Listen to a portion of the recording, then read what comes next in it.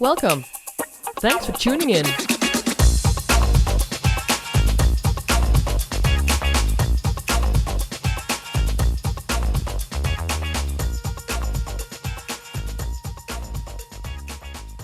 Zanna, Miranda. today we talk about top 5 CFO benefits and behaviors for successful CX transformation. Absolutely. And this is a series, right? So why this series and why CFO? Yeah, so indeed, the series, what we tend to see is twofold, right? We see a lot of CXers struggling to engage C-level. That's one part. And the other way around, we talk to a lot of leaders who are all willing to help, willing to support, but are asking, Zanna, what can I exactly do, right? From my perspective. Yeah. So it's twofold. How do you say that? No, I was going to say some Dutch saying, but I don't know how to say it in English. All right. So let's start with the benefits for the CFO. Yeah, maybe just one nice storyline. Why also the CFO? Because I think any program, but most CX programs for sure, always struggle the most with the financial side of their CX program, and the CFO is like, ooh, the most daunting person to convince. And we've with one of the largest transformation programs with the Randstad, for example, right, where we brought it to 20 plus countries. The biggest sponsor was the CFO. Yeah. And also in other transformation programs, you see that the CFO sort of lights up. It's not that they're a non-believer, but they tend to miss and a lot of people do, right? They miss the match between, okay, I know that McKinsey and everybody's saying it has a financial benefit. We believe that for sure. Mm-hmm. But two things, how can we measure that specifically in our situation? But also, okay, what do we need to do to actually realize those financial results? Yeah. Right? So your CFO is a best friend once you figure out together, okay, what are interesting analysis and what are interesting metrics to track. Yeah, for sure. Big potential. Yeah. All right. The benefits. Number 1, cost optimization without harming the business. Yeah, I think this was an interesting perspective that I was not maybe that aware of, but I really loved it when we were talking to one of our clients, and they were mentioning, because most companies, right, are always also struggling to reduce costs, right? You just also want to be efficient.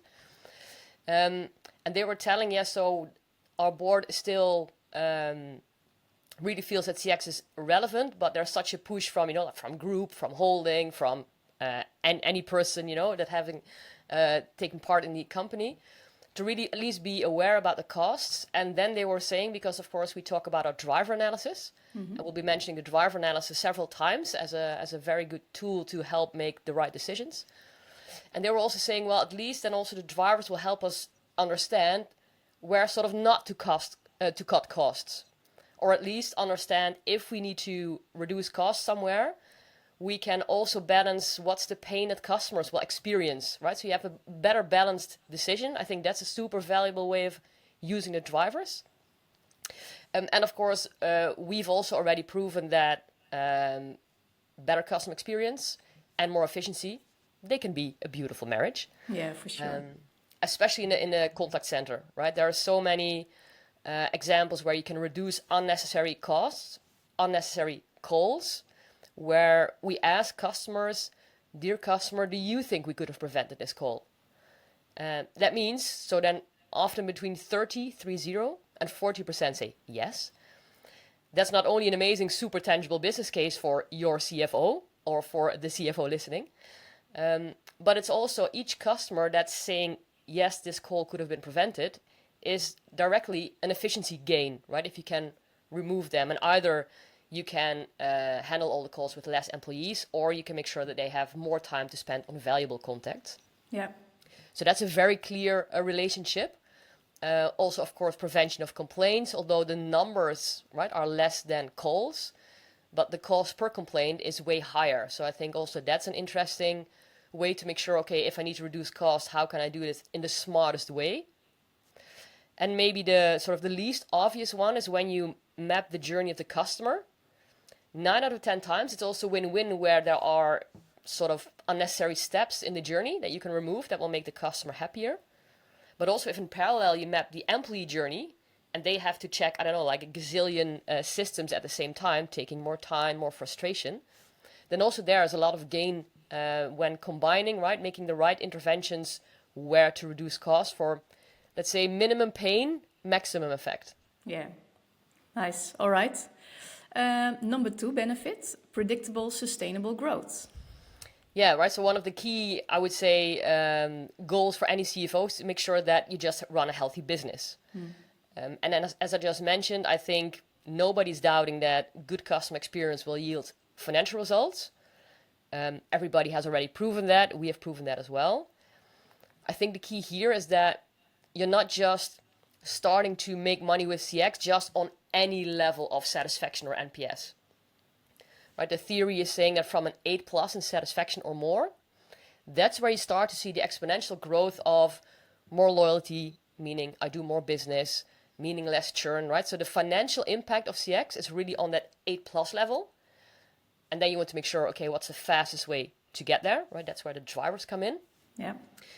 So I think also the drivers here are a tool to, let's say, have minimum effort for maximum impact on the customer side. And one thing that I also always like is, I mean, let's be fair, right? Customer experience is sometimes not really rocket science because we're all customers, right? So we all think we know what our customers want. And we start debating that internally, right? The CFO might say it's all about speed. The CEO might be convinced it's all about personal attention. And often it's sort of the person who screams the loudest, right? They get the biggest attention. So now I'm seeing, by the way, that I'm already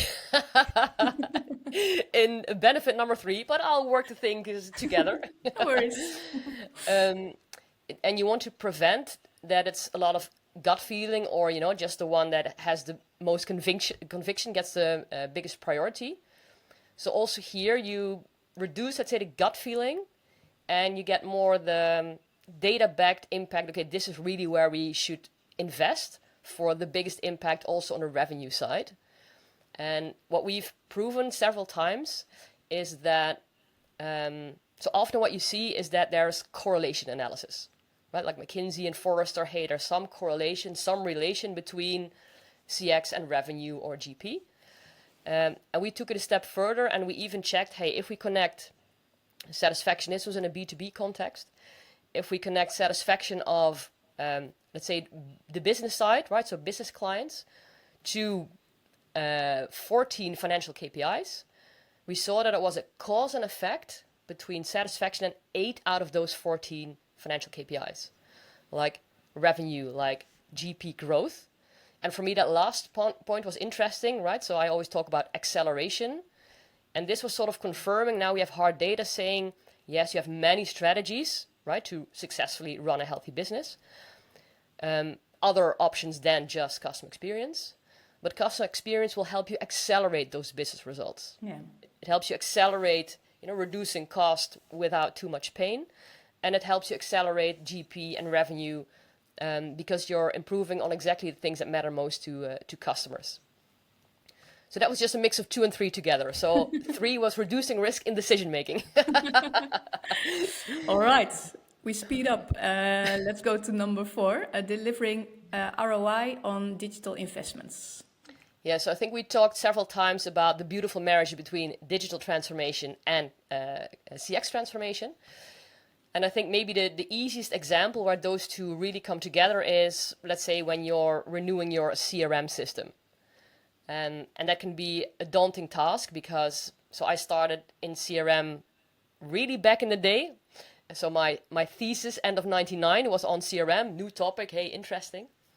So when I started working, I thought, hey, any company that I'll be working with will have an amazing CRM system. It's now almost 26 years later. And CRM systems are still a drama often, right? Let alone implementing a new one. So you want to make sure that there are huge investments, right, connected to replacing those systems. So you want to make sure that when you do that, okay, how can we do it in such a way that it also maximizes the impact on customers? That's one thing. The other thing is also, okay, but if you use the journeys of both customers and employees when designing your CRM system, you will reduce so many friction on the employee side, and you can, tweak the CRM to really a personalized experience where it matters most to customers. So I think also there you can really help enhance, maybe also, no, I don't think it's accelerate, you're strengthening the business case for your digital transformation, because you're now designing it in the right spots for both the customers and the employees as well. Yeah, it's a win-win, right? Yeah, for sure. Yeah. All right. Number 5, last one, productivity and people performance. Yeah, I think maybe that's sort of a less obvious connection between, let's say, the role of the CFO, because this, of course, connects well also to the CHRO, right, the HR role.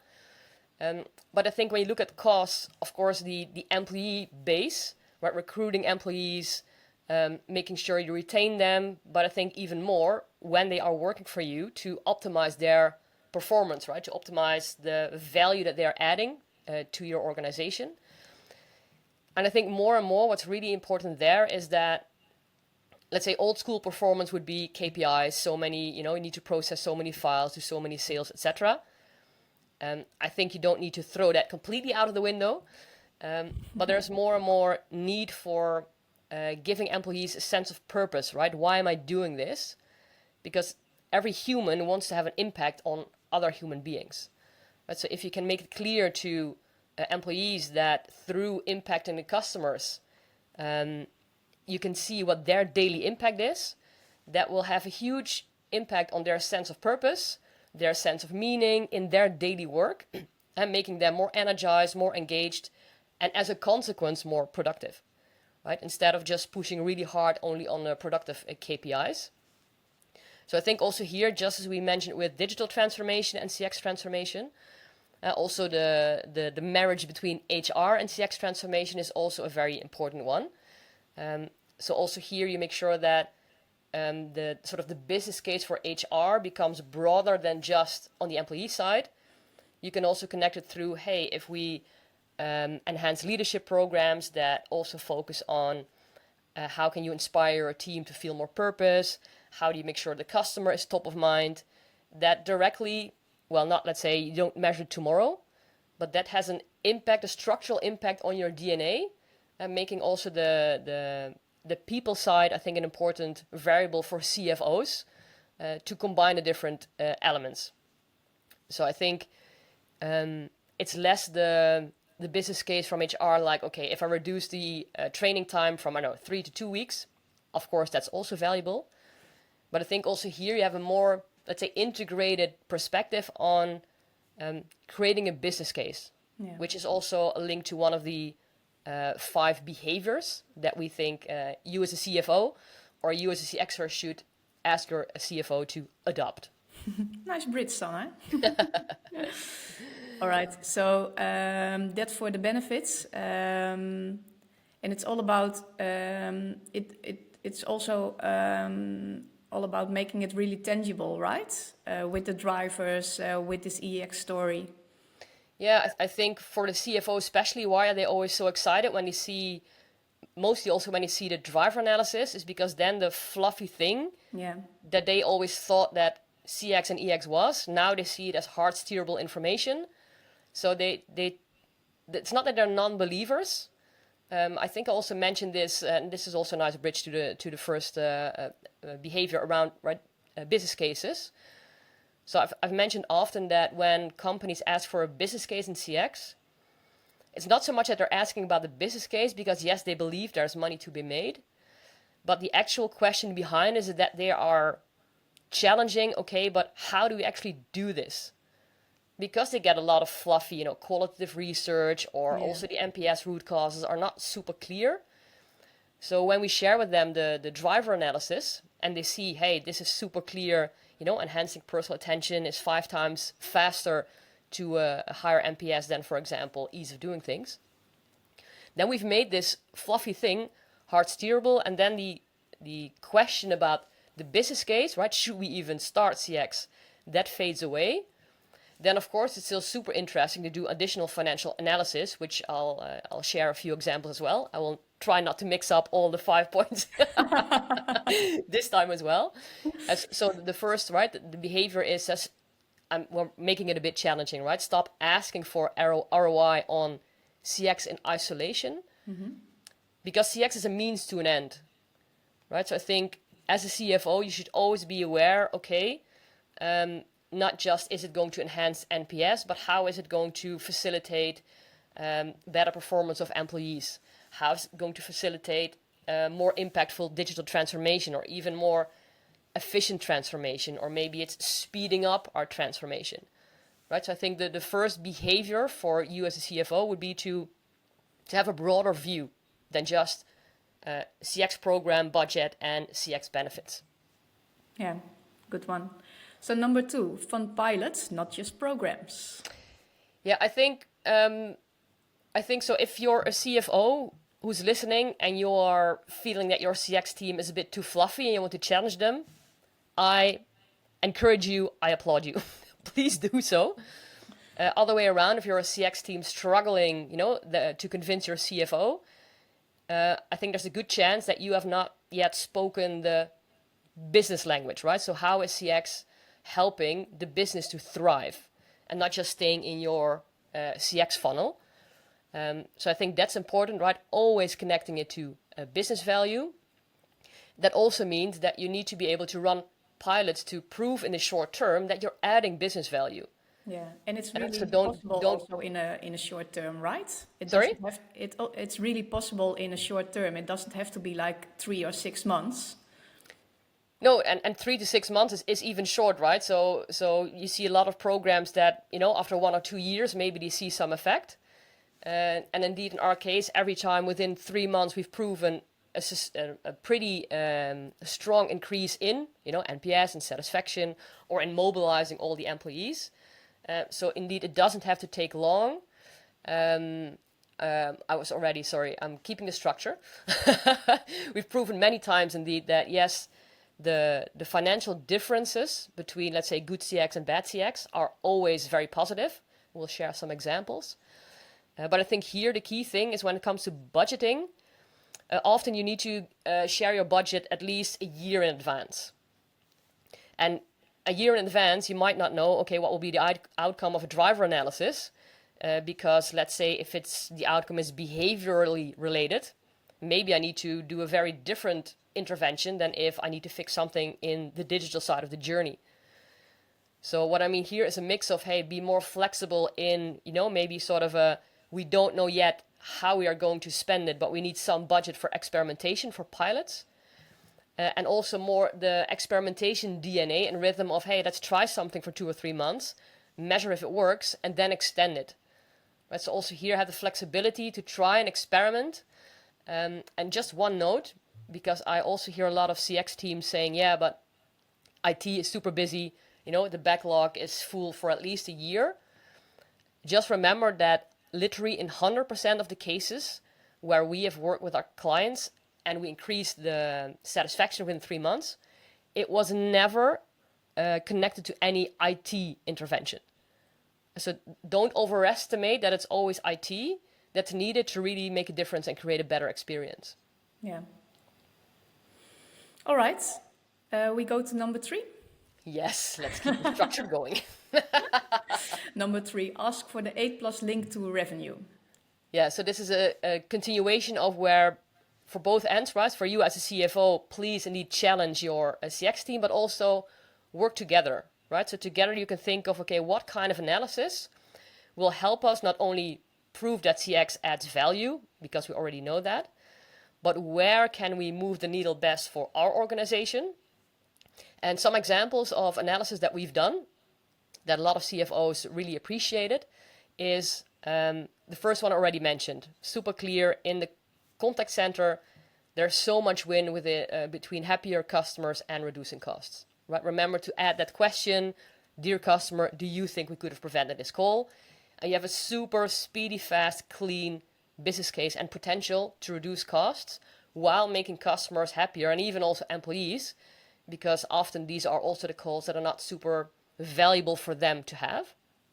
So that's the first, well, let's say easy to calculate, not super easy to realize, right? So here you might indeed have to take more time to actually get a substantial reduction in costs.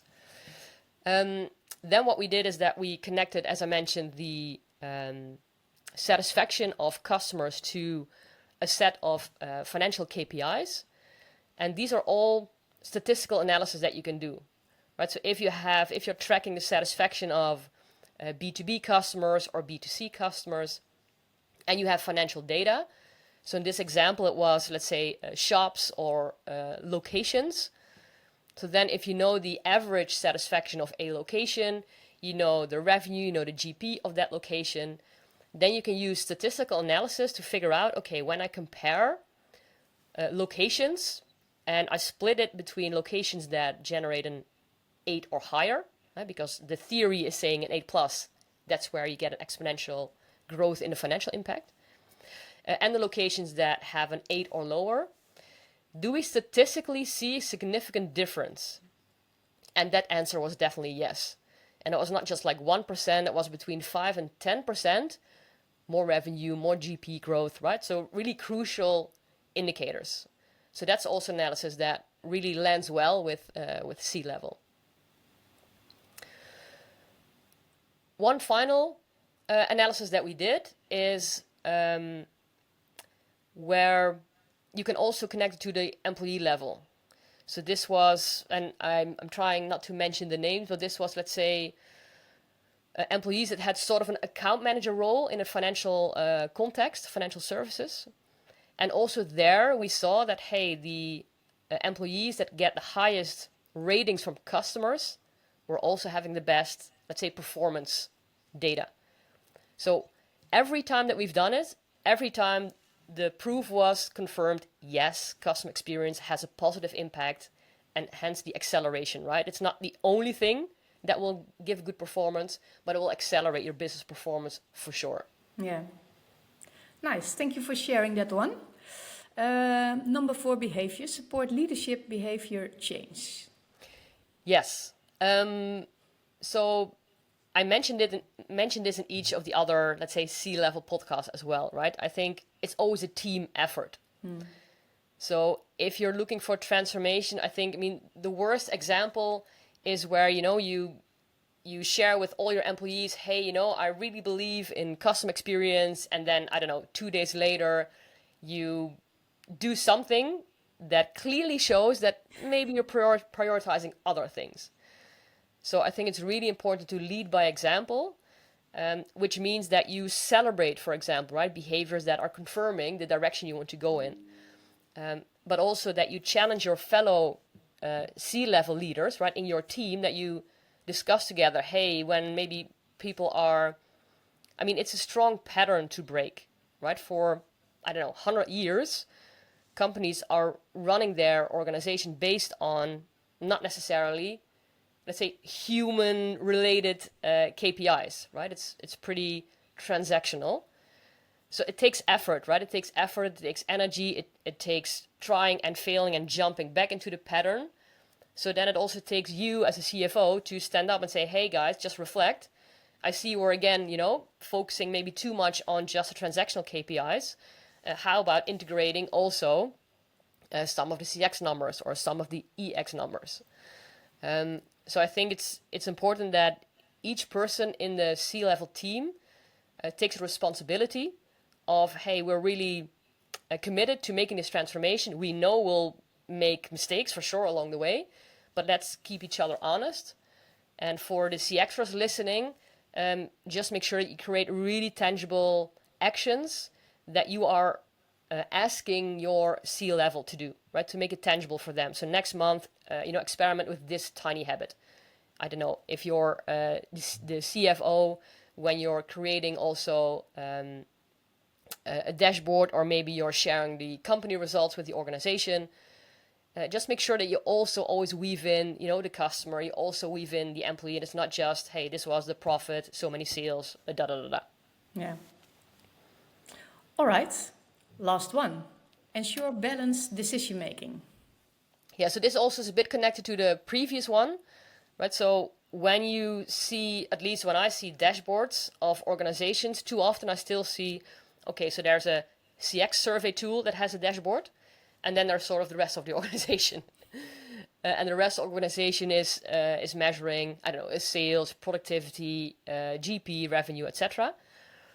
I think the key here is, right, the listeners know that for me to be successful in CX transformation, I think 3 pillars are crucial, right? Purpose, customers, and employees.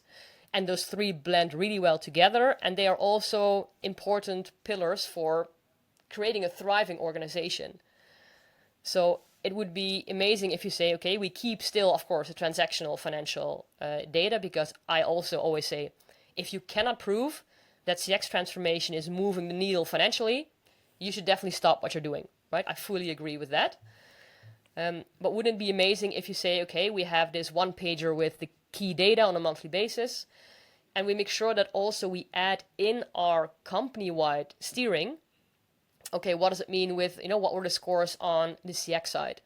Hey, do we see this sense of purpose of employees increasing? Are we measuring the impact that we're making as a company on our customers? What metrics should we add for employees, right? And their feeling of, are they enabled to really deliver a good customer experience? Because often it's not that the employees are not customer focused, it's that they are working in this system that's almost preventing them to be customer centric, not just the KPIs and the steering, but also, again, those CRM systems that they need to work with. I mean, sometimes it's incredible that they can even, generate a good experience because they're looking at like 20 different screens to figure out, okay, dear customer, what has happened in your case? Yeah. So make sure 2 things, right? So make sure that you create this integrated dashboard, but also when you're taking decisions, I think in this transformation, employees need to start trusting that you are serious, that it's not just the flavor of the month.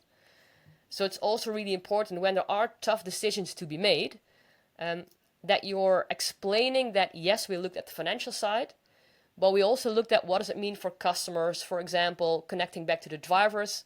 Hey, we saw that these are the drivers, so yes, this is maybe a hard decision, but it's impacting, let's say, the least impactful driver for customers. So we're mitigating the negative impact on customers.